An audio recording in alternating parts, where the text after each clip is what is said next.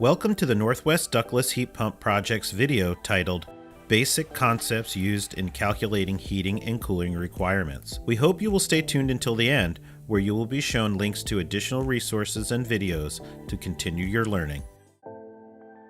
Here we see the roadmap for an HVAC sale, where the salesperson uses a load calculation in their work. It starts with gathering information about the home and the homeowner. In step 2, this information is used to perform a load calculation.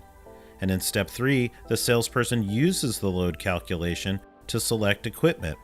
Finally, in step 4, they create a proposal for the homeowner to consider. As you can see, the heating and cooling load calculation is an essential step in the entire process.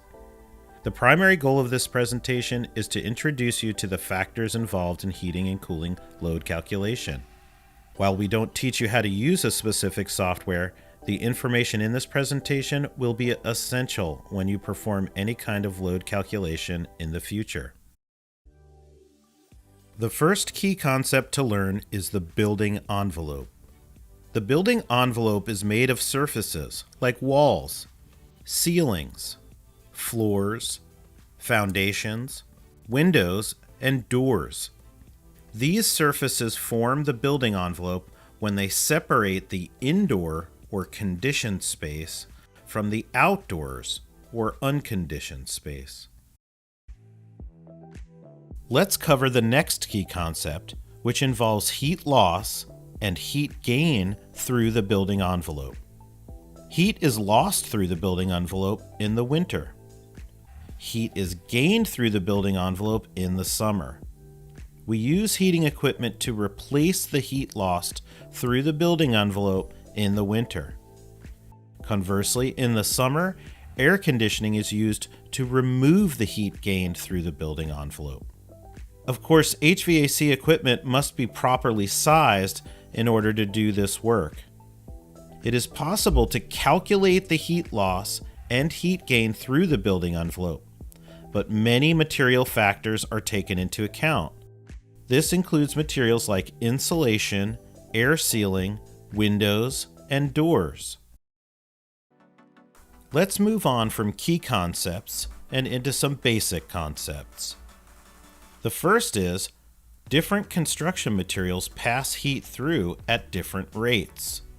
This means that windows lose and gain heat differently than walls, and doors lose and gain heat differently than windows, and so on. The reason for this is because each are made from different materials, and they're constructed differently too. When we calculate heat loss and heat gain in our mission to properly select HVAC equipment, we use a different factor for a square foot of window than we use for a square foot of wall, and so on. The second basic concept is closely tied to the first. Different types of window and door materials will lose and gain heat differently. The rate at which heat moves through a material is defined by its heat transfer rate, or U value. The lower the U value, the slower heat moves through it. Compare the difference between these three windows. By adding more layers of glass and filling the space between them with an inert gas like argon, we achieve greater improvements against heat loss or heat gain. The third basic concept concerns insulation, which is a material used to fill air cavities in walls, ceilings, floors, and in other places in the home. Insulation's resistance to heat transfer is defined by its R value. The higher the R value, the better, indicating a greater insulating effect. A little information about ratings. Notice in this illustration, the higher the R value, or resistance to heat transfer, the lower the U value, or rate of heat transfer. The fourth concept concerns differences in heat loss and heat gain between walls and ceilings. Ceilings just below a roof or attic space require more insulation than walls to control heat loss and heat gain. Even if there is no attic, a flat roof directly exposed to sunlight can gain a great deal of heat. To reduce the amount of heat lost in winter and gained in the summer, Insulation is very important. The more insulation, the less heat gain or heat loss you will have. Interesting fact, if a ceiling has an occupied space above, for example, another conditioned room in the house, or even another apartment, there is no heat loss or heat gain to calculate. The fifth concept involves floors. Typically, floors can be the second most important factor behind ceilings that contributes to heat loss and heat gain. However, the amount of heat lost or gained depends on what is going on below the floor. For example, if the floor has an occupied space below, which is heated and cooled, there is no heat loss or heat gain occurring. If the space below a floor is unconditioned, either a crawl space or unconditioned basement, heat loss and heat gain will occur between the floors. After we consider what is located below our floor, we consider the level of insulation. And just like with walls and attics, more insulation is better. The sixth factor to consider is the amount of air that passes between the inside and the outside of the home.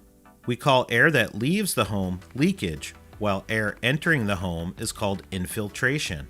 Less leakage or infiltration is better. However, it should be noted that leakage and infiltration are nearly impossible to eliminate, and experts agree that some limited amount is desirable to ensure that the air in the home stays fresh and healthy. Some homes can have so much leakage and infiltration that they are called drafty, and this is undesirable.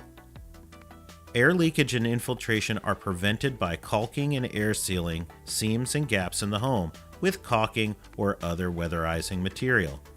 Air leakage and infiltration is measured in air changes per hour, with a lower number being desirable. For concept number 7, the location of the ductwork is the primary factor, and the condition of the ductwork an important secondary factor. We are primarily concerned with the ductwork's location. If it is located in an unconditioned attic, basement, garage, or crawl space, it will lose heat in the winter and gain heat in the summer. However, if ductwork is located within the conditioned living space, such as within walls or ceilings, we do not consider ductwork to be a source of heat loss or heat gain. Our secondary concern with ductwork is its condition. Poorly constructed or damaged ductwork can be a source of air leakage and infiltration, as well as a place for heat energy to be lost or gained. To prevent unwanted air leakage and infiltration, ductwork can be repaired and sealed, and then finally insulated. This combination of air sealing and insulation will prevent the majority of heat loss and gain, but will not entirely eliminate it. Concept number 8 involves the influence of sunlight shining directly on the structure. Sunlight causes heat gain, which can be desirable in the winter, but undesirable in the summer. During the summer months, sunlight shining directly on the structure can be a major source of unwanted heat gain. In particular, the southern and western facing sides of the structure experience the most heat gain from sunlight. In the winter, sunlight can be a desirable factor in adding heat to the structure. The gain of heat in the winter months can reduce the amount of supplemental heating that is required, which lowers operating costs and reduces energy consumption. We hope the concepts you just learned will be put to good use. In fact, all of the concepts will be applied when you perform a heating load calculation. There are many software programs available that can assist you in performing accurate load calculations. Recently, the Northwest Energy Efficiency Alliance rolled out a free software program called HVAC Sizing Tool. The tool is a free web-based program offered by utilities to help installers do complete load calculations. To create your account, go to www.hvacsizingtool.com. If you are installing ductless heat pumps, You can put the concepts you learned today to use in another way thanks to the quick and easy load calculation method offered by the Northwest Ductless Heat Pump Project. The quick and easy load calculation method is perfect for ductless heat pump applications using the displacement method. This is where the existing heating source is retained for use as needed, and the ductless heat pump provides the majority of the home's heating and cooling needs. The quick and easy load calculation method is also perfect for single room applications too.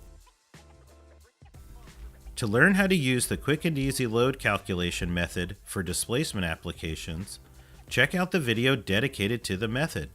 In this video, we walk you through displacement applications and how to calculate a load using the table of load factors we showed you in the previous slide.